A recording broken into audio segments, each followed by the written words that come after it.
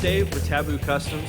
This video is going to be the first video in a series of videos where we're going to be discussing something that is controversial within the Jeep community, and that is the mileage that you're going to get out of your Jeep. Now, if you are someone that is looking at purchasing a Jeep or you are new to Jeeps, you might have a question about your mileage. And I've had a lot of people over the years come up and ask me about mileage when they are looking at purchasing a Jeep. And I typically often say the same thing, that if you are worried about your mileage, it is in the top 2-3 of your concerns of buying a vehicle. A Jeep is probably not for you. You're not going to get great gas mileage out of your Jeep, no matter what you do, really.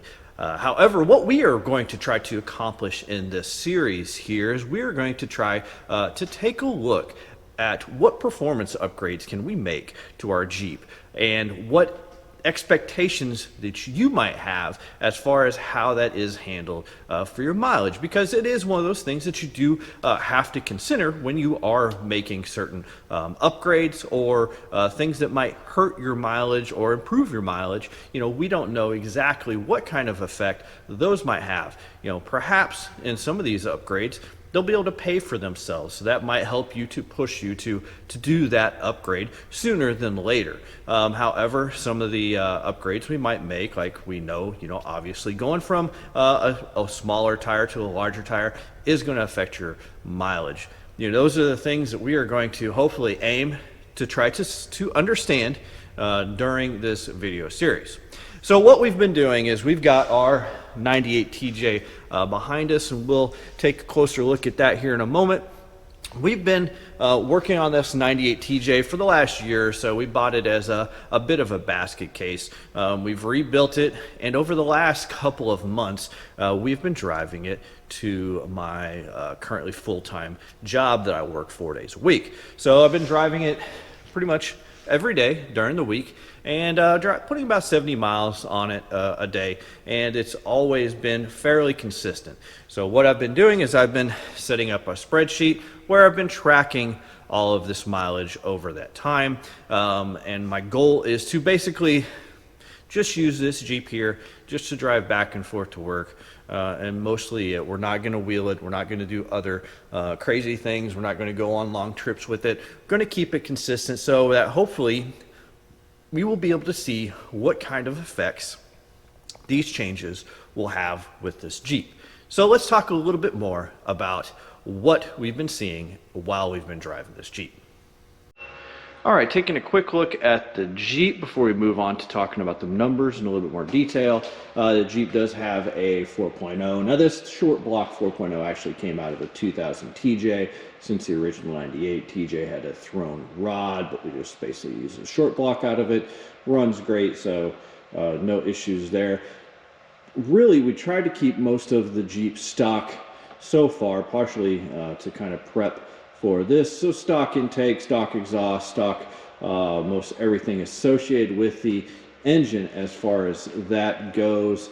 We do have 31-inch tires on it currently. It does have about a 3.5-inch lift that is actually a terrible lift, rides like log wagon. So eventually we'll probably swap that out, not assuming that make much change in the miles per gallon, but we'll still be tracking it nonetheless.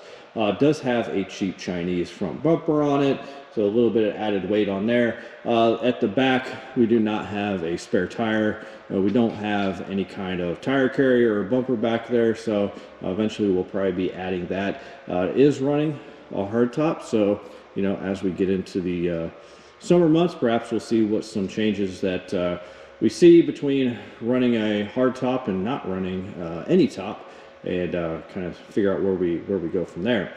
But that's pretty much the TJ. All right, so looking at the numbers, right now we've been trying to set up a baseline. So we've been tracking over the last 2 months all of our fill-ups, the starting, ending mileage, the miles we drove, the gallons per fill, the price per gallon, and then also, of course, our miles per gallon. We're taking that and charting it so that maybe after a while we can start seeing, especially if we have any big increases in mileage, where we end up on our chart.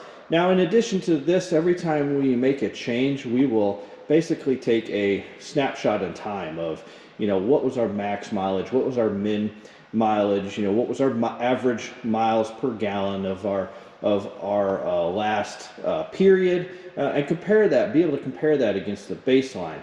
Then we'll also be able to hopefully show you essentially, what an upgrade costs, be it $200 versus what we might potentially be able to say we are seeing as a savings in our miles per gallon, and maybe even tell you how fast that upgrade might pay itself off, or potentially how much more it's going to cost you.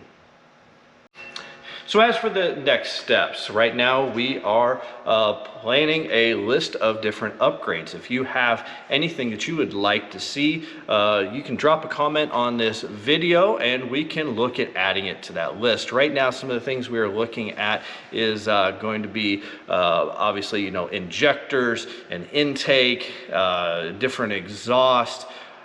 Gears, obviously going to be a big one. We will probably do a gear swap to show you what the difference is in your gear changes. We also have some 35-inch tires that originally came on this Jeep. We'll also run those for a while so we can see the difference between running a 31-inch tire for a month and a 35-inch tire for a month. Now our plan is what we will do is on a lot of these, such as the first video is going to be on injectors. We're going to be installing some K suspension 12-hole injectors in this Jeep. We'll do a video installation of that those injectors installed, and hopefully we'll also put with that the results that we're going to see. So eventually we'll have hopefully a video coming out every month. However, we're going to end up filming our videos in two different parts, one at the beginning, one at the end, splicing it together and releasing it so that you don't have to necessarily wait to see what the results are of that. So